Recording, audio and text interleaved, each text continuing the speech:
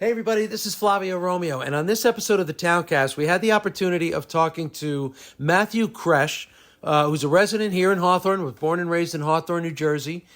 He's an actor, and his first feature film is coming out on Friday, so he shares his journey from performing on the Hawthorne High School stage to his near-death experience and his feature film coming out later this week. All right, enjoy the episode, everybody.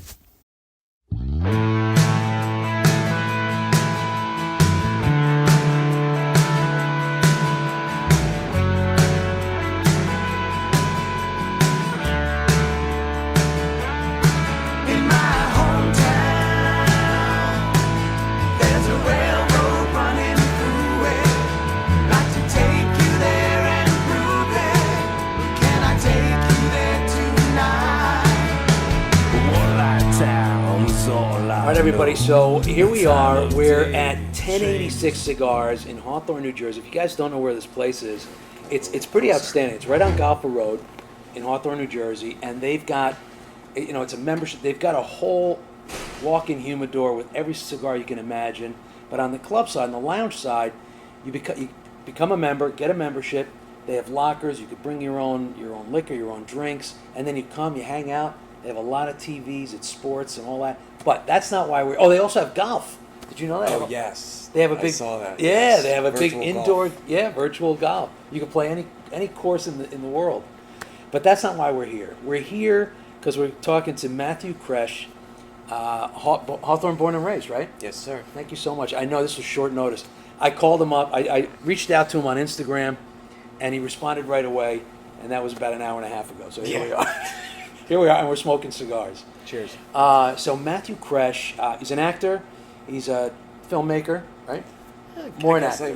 More or less, I could say more an actor than a filmmaker. Yeah. But actor, performer.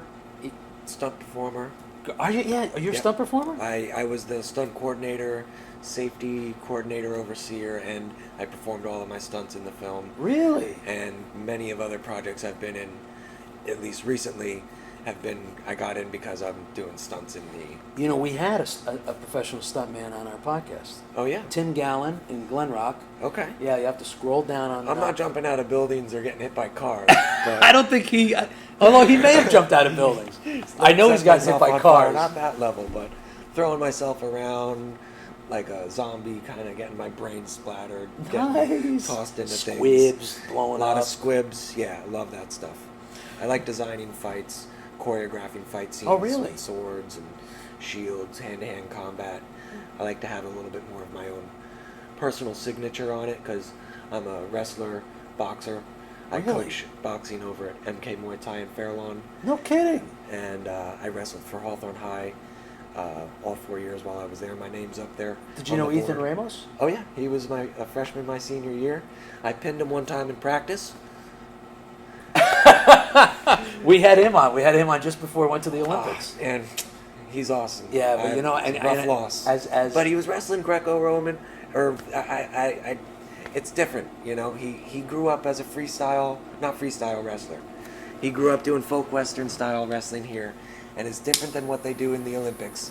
So the guys that he faces over there have the advantage because they've grown up their entire life doing a different style. So he's coming in at a 24-year-old now having to learn slightly new rules and dynamics. So he still went that far. Yeah. So he's an Olympian. Win, lose, or draw, it doesn't matter. You get in the Olympics, you are officially an Olympian. Yeah. And he was a monster on our football team too. Oh yeah. My senior year, we went to the States.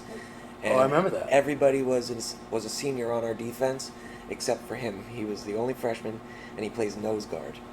And he was in the backfield every play. Well, shout out to Ethan. So, Matthew Kresch graduated Hawthorne High School 2011? Yes, sir. Class of 2011, and you have an older brother, right? Yes, he graduated 2005. 2005. All right, so William, your brother, put this movie together. He's the director of the film called Alone Together. I like the title. Yes, thank you. First of all, tell us a little bit about the movie before we get into your background. Sure. So the film was a co-written project between him and his friend who he went to college with at Syracuse University. Okay. They are frat brothers. His name is A.V. Bach. and they wrote this kind of more or less couple alone in the woods story, kind of alone in the cabin in the woods with nobody to help them story, and they have a little element of a supernatural going on to it. Okay. And then they also, with the time period and what's going on when they were writing it, they decided to really take advantage of the current element of the COVID factor, right, and the fact that everybody was being isolated and forced to come together, because they already had the idea, the concept to begin before with. COVID. Before COVID happened. Okay. Yeah. Wow. But then they were like, we need to add this. Now's the time. And this is even more prominent. It's going to really hit home for people even more. And yeah, absolutely. And the themes. The themes. Yeah, absolutely. the themes that take place in the film. I haven't seen it. Hopefully we'll be able to show a trailer. For sure. All yeah. Right, we'll edit the trailer in here so you can see it.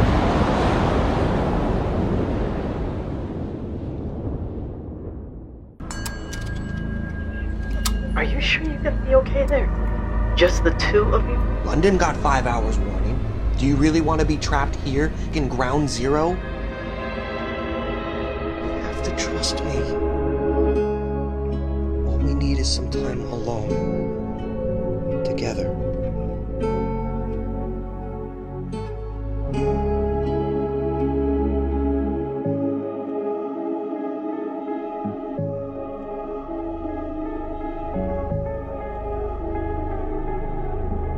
This door wasn't locked.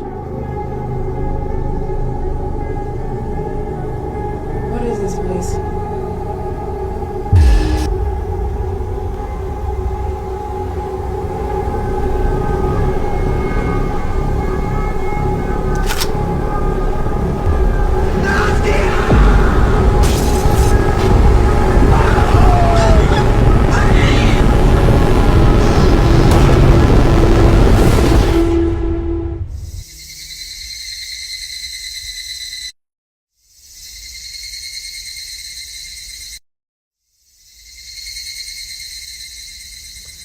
Come on, don't worry. I'll protect you.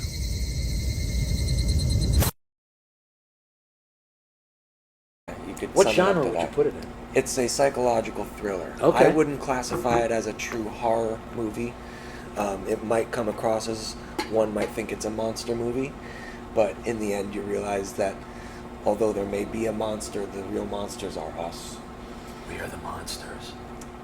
And, And when he says us, it's not just us here, it's everybody. Everybody. Global us. global us and the problems that we have with even the most simple things as far as communication Yeah. between, and a big theme that comes across. I don't know how much I don't want to give away spoilers or anything. Yeah, no spoilers. Oh man. But like with the theme of like with people when they're in a bad situation, and it's like, well, why didn't they get out? Why didn't they leave? Right. I would have done this. Everybody And it's like, says that. everybody says that. Yeah. And you know what? You know a lot of people that look in your life are actually in situations like that, and they are not leaving. It's hard. It's hard because there's so many factors that actually really keep them. And it's like, okay, look at the Diddy thing. Right. How many of these people are only now just saying shit because they were Right. pressured to stay quiet? Well, it's Harvey Weinstein. It's a lot of these All of issues this that stuff. It was, you were hushed up because it was safer. You didn't want to even, or maybe even you were ashamed of the fact you were a part of it, yeah. voluntarily or not. I think it's a You lot want of- to expose the fact that this is my truth. And you got to, and then it's like, and then question, why didn't you tell us for so long? Yeah, Why are we acting and talking about that? yeah. Yeah. I'm asking for help now. Yeah, right. You know? Right. Let's not go back. So tell us a little bit about your character.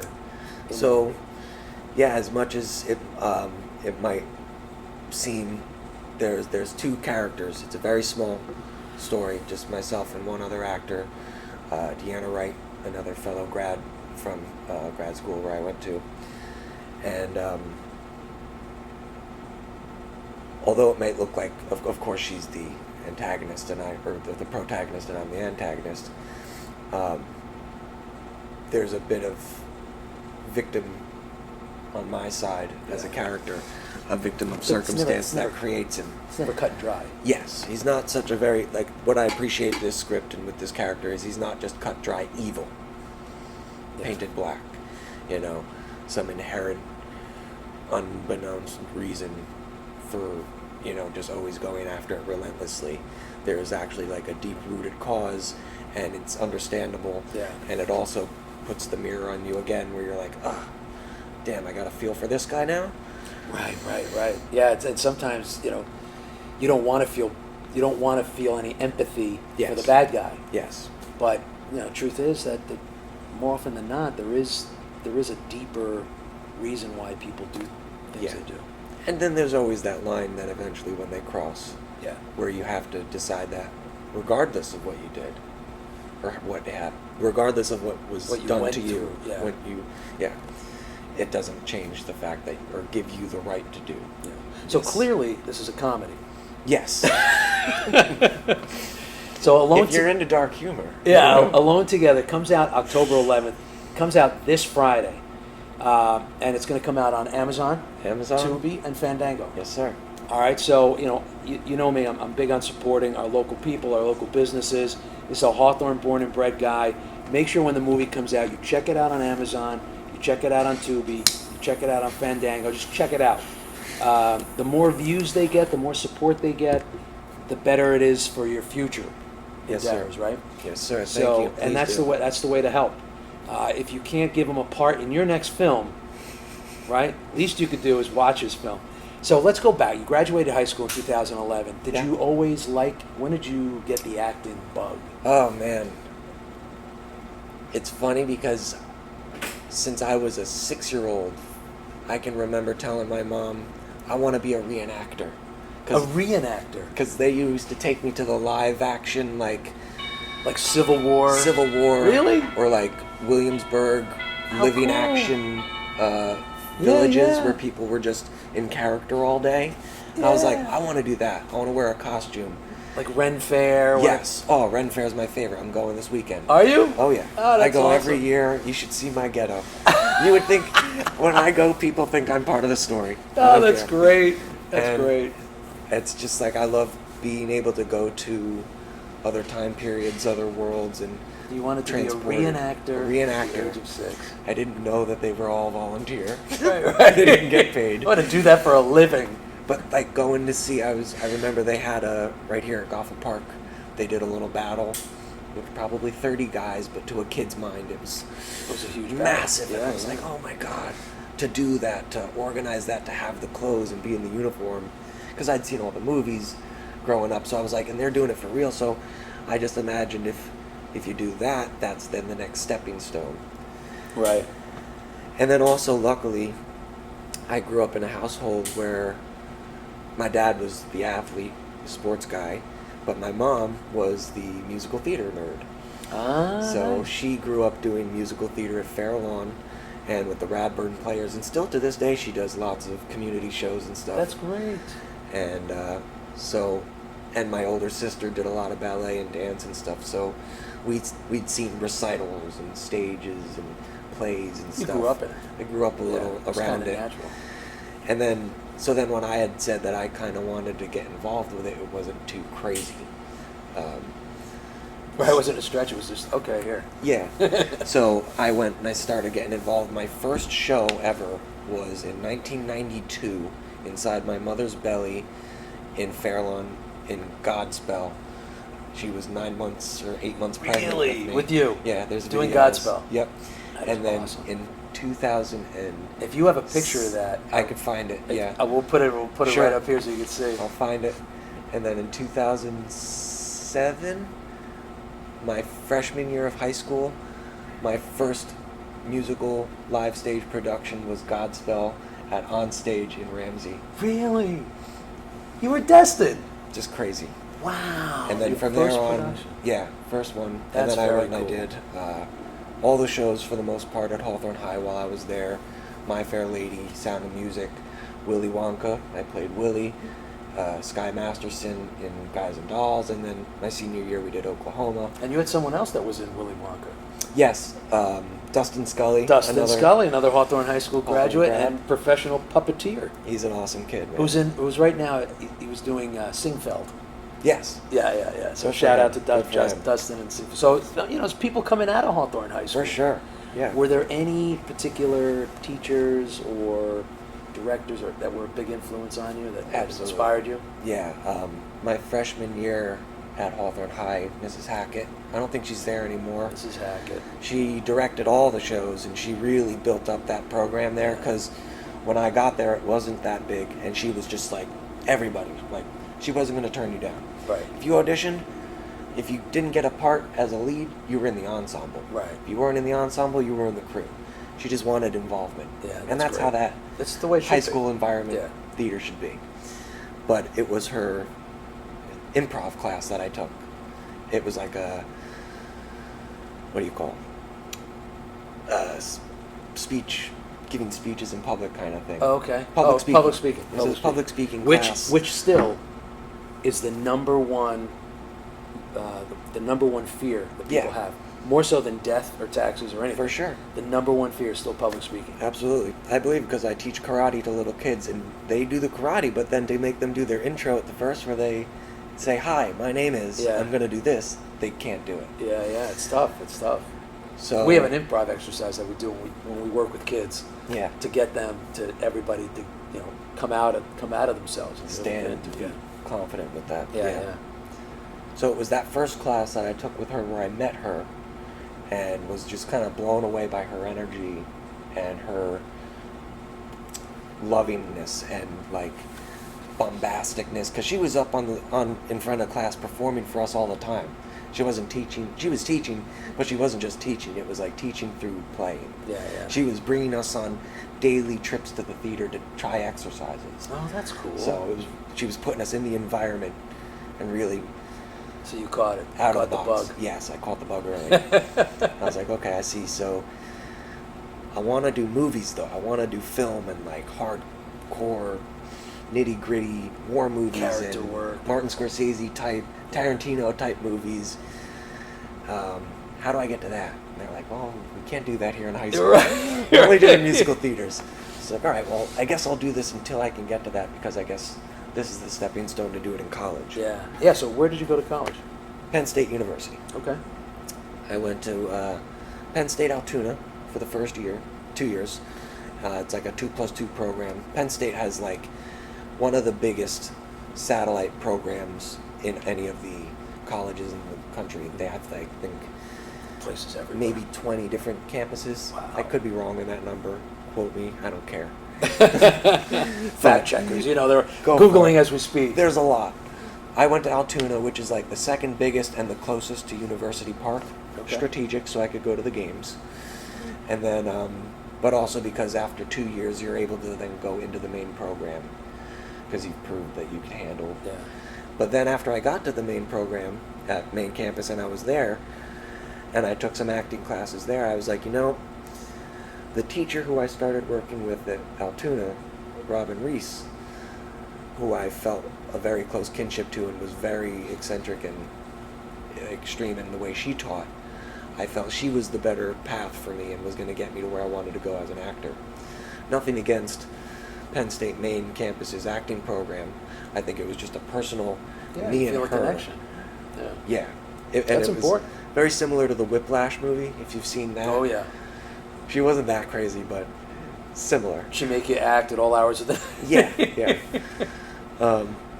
And I got a couple cool experiences where some older students were auditioning for graduate programs, and she asked me to come be their scene partner.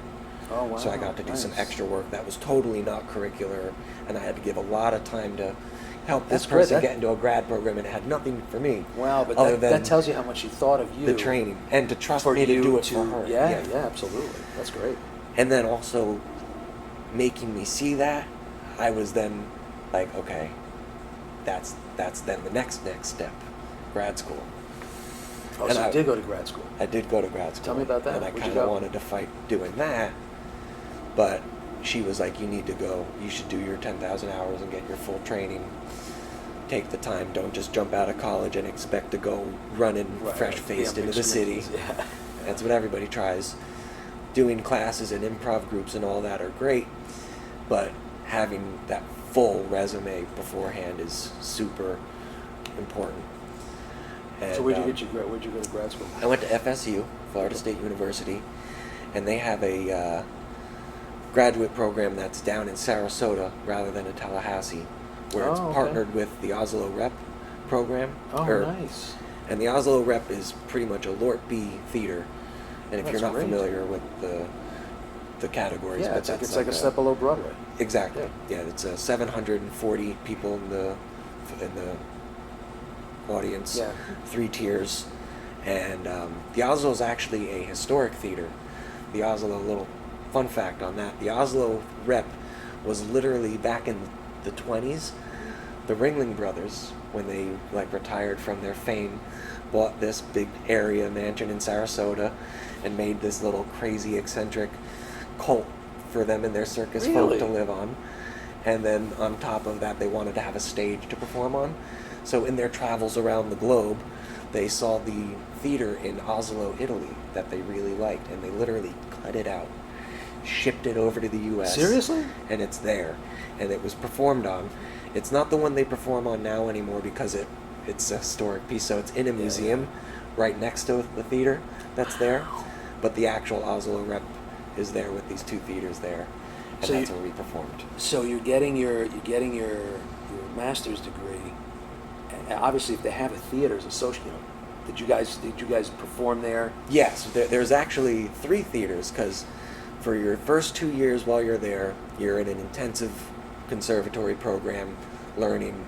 First year with this this acting coach named Andre Malev-Babel, world-renowned acting teacher, teaching this technique called Demidov. And Davidov. Sounds Russian. it's a Russian acting technique, not too dissimilar from Stanislavski. And the second year is heavily based in Shakespeare. And on top of that, the second year, there is a smaller stage called the Cook Stage, which houses about 200 people. Okay. And all of those shows are just for the students. Nice. And so you're guaranteed to get stage time between at least 3 shows in the season. 2 of them are going to be contemporary. Every single time. That's fine. 2 of them being contemporary, 1 of them being Shakespeare, and the Shakespeare one at the end, the whole cast is involved. So the 2 in the middle, you kind of get to play with just a couple of your classmates, and then in the end you get a big ensemble experience. And they really did it up. If you're an actor in college looking for a grad program that's going to teach you everything you really need to know and also give you just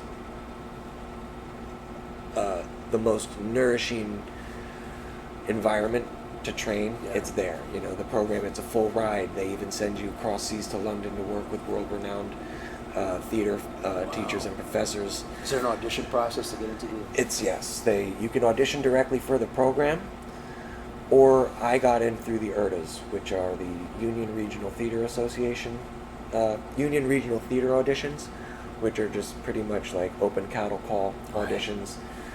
The chances are That's very what you wanted? slim to none. Yeah. The day I went was in New York. There must have been a couple thousand people there. And you got in? Yeah, it was very overwhelming. You get 2 minutes to go. Yeah. I know, you wait all day and you get 2 minutes. It was a wild story too. I did my 2 minutes and I'm done, and I get one little slip of paper that says I have a callback, or not even a callback, interest from this guy Greg from FSU, and he's like, "Hey, I'm interested, but we might have time to give you a call another day. We don't have any time to meet you today though." So it was like I wasn't sure what was going to happen. He wasn't sure, but he wanted to meet me and have a conversation and get a feel for me, I think. And he Greg personally, don't take offense to this, Greg, because he knew this even till when I graduated. I think me and him had a little, he knew I was the jock coming into the theater world, and I don't think he liked that. So he was like, "You know what? Our main acting teacher, Andre, who I discussed before, is doing callbacks right now in a certain room upstairs. He's like, run up to room 227. What is it in The Shining? Yeah. And he's just knock on the door and see if he's still there. If he is, tell him I sent you up there. I was like, okay. This is creepy. Yeah, so I go up there, I knock on the door, a girl comes out, she had just done a callback, so I get this like kind of impromptu callback. Wow. I go in and I give him my 2 minutes, and it's Is this just a monologue? 2 monologues, Yeah. a contemporary Okay. and a classic Shakespeare, and I give them back to back, exactly how I did it for the main big audition in front of hundreds of people before, but now it's just to one dude who's just like, Right. small Russian bearded guy with glasses, very like professorial, Unemotional, no. very intimidating. But Yeah, he was yeah. open and it was like very warm, and I liked him, and like he was like, give it again, but take it from the room. Take it from the room. Take it from the room. I was like, okay. And so I just took it as like a very abstract note Yeah. and went with it. And I don't even really know what I did, but I just literally went in and didn't judge or question or try to self-direct, which is what I think is what he was looking for, Right, was right. for me to not make any, Clearly, it's what he was looking for. like You got me in. try to look for a choice to do what I think he wants me to do, but just be free and let my body move. Right. And that's all what his teaching is about, is green light it. Yeah. Whatever comes into the moment, green light it. Yeah, go And with he's it. looking, when in your training, when you're studying with him in the beginning, he's looking for like, no, you hesitated. Why didn't you go? I saw you go. You held back. Yeah, yeah. What was that? Yeah. It's so interesting because you personally don't feel that, Yeah. but when he's watching you, he sees it. And then you start to feel it eventually, and then you're like, Yeah, oh my yeah. God, I'm What am I holding doing? so much Yeah, back. what am I I'm doing? so not free. Yeah. He always wants you to play with an open, clean slate. That's Come in great. with an empty slate. So when did you graduate? 2017. FSU, 2017. Okay. Yeah. So 2017, 3 years later is COVID. Did you start working? How was that after you graduated? Right away, I hit the ground running. I was in and out of the city auditioning at the Actors Equity office probably Sure. 3 times a week for all kinds of stuff. Not really successful. And then trying to remember the order, whether it was my traumatic event or COVID, but either way, they were back to back. I had a seizure, which I didn't even know I was an epileptic. Oh wow. I just woke up one morning in a hospital, and it was 3 weeks later. 3 weeks later. And you had no idea. No what idea happened. how I got there. But apparently, I was getting ready to start the day, and I fell over and hit my head, and I had a full-blown seizure in my bathroom, blood's all over the place. I walked downstairs, and my dad's like, whoa, Matt, did you get in a fight last night? I'm like, what are you talking about? He's like, you're covered in blood. And like when they talk about this, I'm like, wow, wait, I do remember that. Just that part. Yeah. Him like being shocked. Yeah. And me being like, oh wow, oh my God, do we need to go to the hospital? He's like, yeah, let's go. And the whole time we're driving, he's like, did you get a concussion? Did you hit your head? I'm like, I don't know. And we like pulled over for a second. I thought I was gonna throw up, and then I blacked out. For 3 weeks. We get to the hospital apparently. We're in the lobby. They're asking me a bunch of questions. They said I bit on my tongue. They're like, did you have a seizure? And it was like, when they asked me that, I fell on the floor and had another full-blown grand mal seizure for like 5 minutes in front of my parents and them. So now they're like, oh yeah, clearly he's having seizures. Oh my God. So there's their Wow. answer. And as I woke up, apparently I was like Wolverine coming out of the adamantium and just throwing everybody off of me. Yeah, yeah. So they just shot me up with a big thing of Ativan and fentanyl, put me out for however long, and every time I would kind of wake up, I'm a boxer, I'm an athletic guy, I'm a very strong guy, and when you're heavily drugged up on hallucinogens and you don't know where you are, and you wake up, you might tend to be a little aggressive. Yeah. And then when you're aggressive, they tie you down for their safety. And then when they tie you down more, you fight more. Yeah. And when the drugs are telling you stories about what the things are on you, Right, you right. fight even more. Right. So- Being held captive by, Yeah. Yeah. So I went from being tied down to my wrists, to being tied down to my wrists and feet, to being tied to my wrists, feet, and chest, and then having a personal one-on-one in my room. And they just had to constantly keep putting me in this medically induced coma because every time I would wake up. All right, so this is why we had our fundraiser a couple days ago, is to get new equipment and to not have to go through this every single time. GoPros, they're great, but they're flawed. Anyway, so about your seizure. So you come out of it, when you finally come out of it. So I finally come out of it, fast forward 3 weeks, and my throat is all completely thrashed because I was intubated multiple times and I was fighting Yeah, you're it. thrashing. Yeah. So if I could do an impression of myself for a second, I talked like I had a trachea. Yeah. But didn't know it because I was still weaning off the drugs for a week. So I stayed in the hospital for another week before they allowed me to leave because I was like atrophied from being in bed. And then finally, I was like making such a scene in the hospital, standing up in my bed, ripping out my needles and being like, I'm not staying here. Oh my gosh. I'm not going to die in this. They must have loved you. I wasn't letting Were you at Valley? Yep. And they let me go. And then I was like coming to terms. I had severe PTSD from the whole event and depression for the next 6 months. You know, emaciated, lost a lot of weight, had no fat on me, couldn't eat solid food for like 2 weeks because of the throat thing. And then I was like realizing and hearing myself now. I'm like, wow, am I ever going to be able to perform again? Yeah. I can't sing again, that's for sure. But can I even do acting, like talk? So it took a long time to get to where my voice is now. Yeah, I mean, it sounds good. Sounds fine Can you now. sing again or no? No. Sorry. Unless it's like a Bob Dylan kind of thing. Right, You do right. it like a guy singing Like it. talk singing? Yes. Like Frank Sinatra? Exactly. Yes, I can do lounge. What do they call them? Schmoozers? Yeah, like Lounge Lizard? The lounge lizards. But not. I used to be like I was Willy Wonka and having more. Yeah. At least I wasn't a belter, but I could hold a little bit of my own in a musical. But that's gone. But I don't mind that too much because that was never my main passion. Right. That was just the stepping stone. Yeah. But still, the reality of that whole situation was crazy. So now flash forward, and now your brother, he didn't write the film, right? Who was the writer of the film? A.V. Bach, his A.V. Bach. frat brother. Oh, shout out. Oh, really? Oh, nice. They were DKE at Syracuse Nice. University. He wrote it, brought it to my brother, and then they twisted it together and created this new beast. And then they actually thought about it being possible and who they would cast, and they were like, well, let's cast me. Meaning my brother saying his brother, Matt. And they're like, let's craft the main character or the antagonist to be a little bit more of what we know we're using. Right. And what he can do. And then they even kind of like then used the actual circumstances of the world at the time because then all of a sudden COVID hit.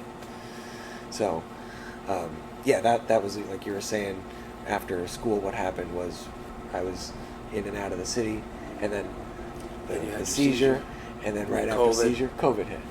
So COVID while was COVID was hit, Yeah, I mean, these for- guys were working on the script and they were like, this is our time to, while COVID's going on, while everybody's hungry for shit and the market's kind of dead, Yeah. this is our time Yeah, to because do then it. you had the writer's strike, then you had the SAG strike. Yep, So all you of couldn't this act, stuff, you couldn't write. there was nowhere to go, so we were like, do it ourselves. Yeah.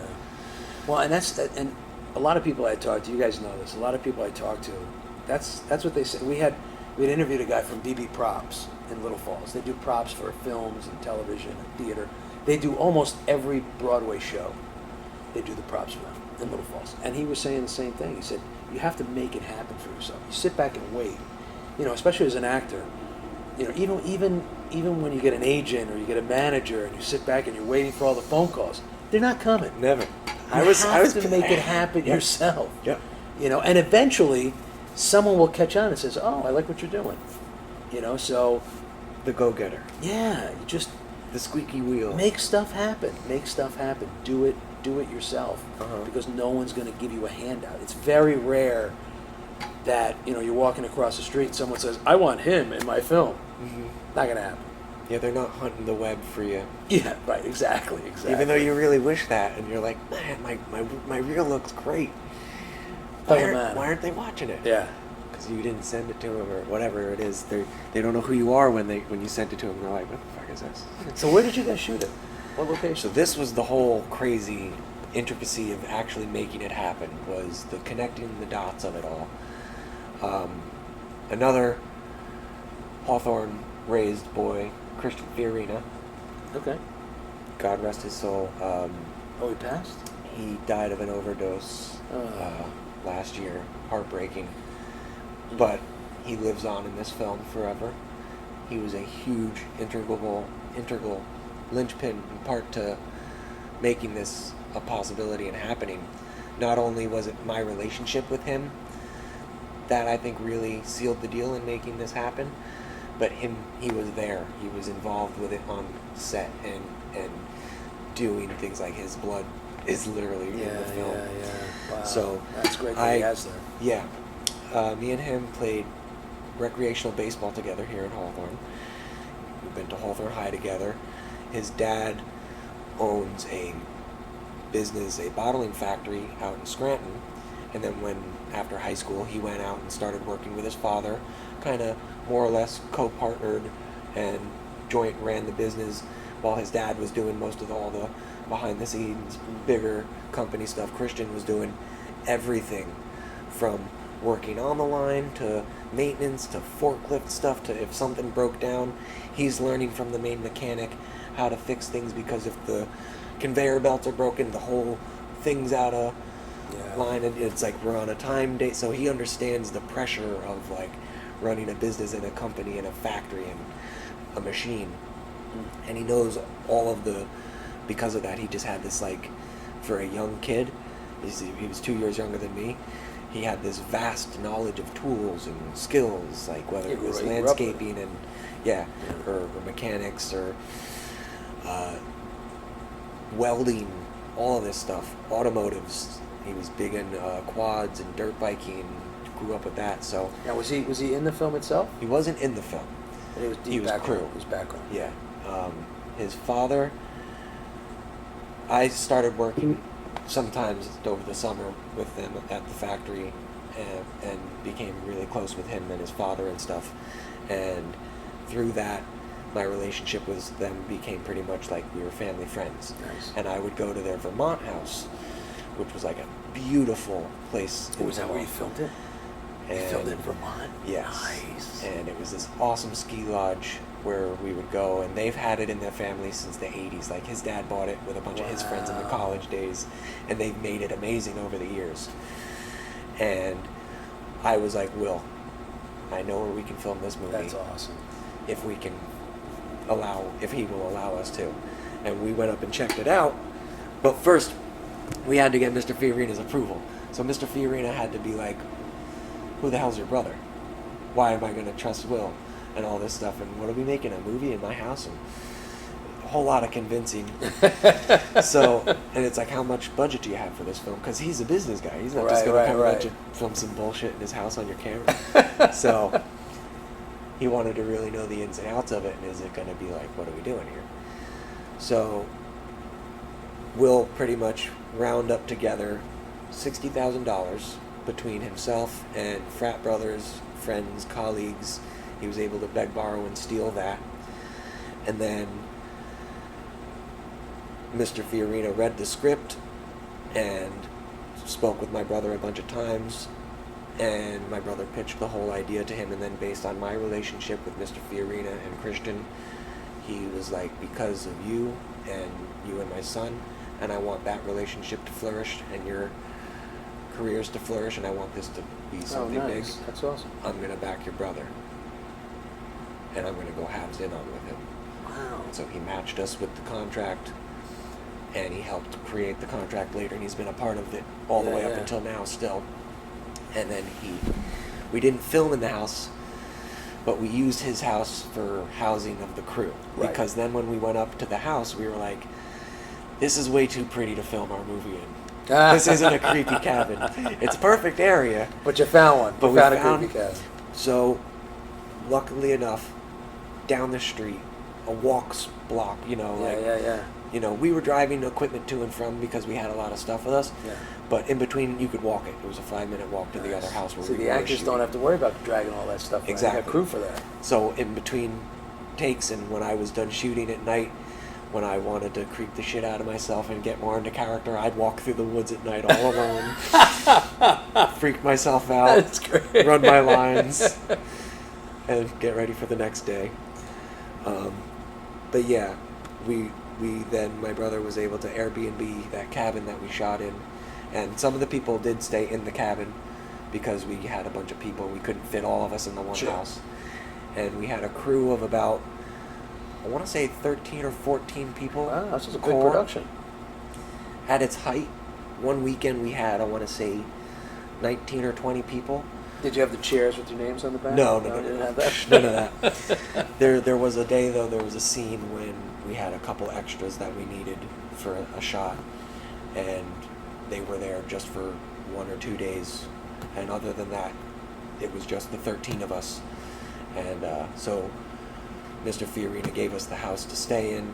Christian was involved in as the everything from, he was the cook, because that's another thing. He's a freaking culinary. He went to culinary nice. school So with you his ate mom. well. We ate incredibly well. He was shopping for us and cooking for us. He was, when we had to make a car act like it didn't work, he knew how to go in there and actually, when we turned the key, Right, it right. worked. Didn't, you know, when we had to do something with a gun, he figured something out with that. When we had to do a scene with a shot down a hallway, but the house wasn't a straight line, and there was a doorway at the end of the hallway, and we wanted it to look a right way, he was like, I could just build you a wall there. We're like, Nice. well, we never thought of that. So he was doing all kinds awesome. of out-of-the-box So shit that we wouldn't have thought of. His that fingerprints helped. are all over the film. All That's over in great. so many ways you wouldn't have thought. And, yeah. So the name of the movie is Alone Together, Friday, October 11th, and it's going to be out. So if you can't watch it on October 11th, you can watch it afterwards. But you'll find it on Amazon, Tubi, and Fandango. And look up Matthew Kresch, Kresch. Look him up, friend him, find him on Instagram, follow his career. And again, if you're making a film, consider this guy right here. Thank you. Thank you so much for coming out. I know it was short notice. No. But at least you got to share a cigar, Pleasure. got to Yeah. hang out, tell some stories. Absolutely. Thank you so much. I wish you all the success. Thank you so much. All right. Appreciate having me. All right, don't forget, Alone Together, Amazon, Tubi, and Fandango. Make sure you check it out. And when you do check it out, post a little something about it. Positive. Don't post any negative. There's enough of that in the world. Yeah. Right? Thank you. All right. Be well, everybody.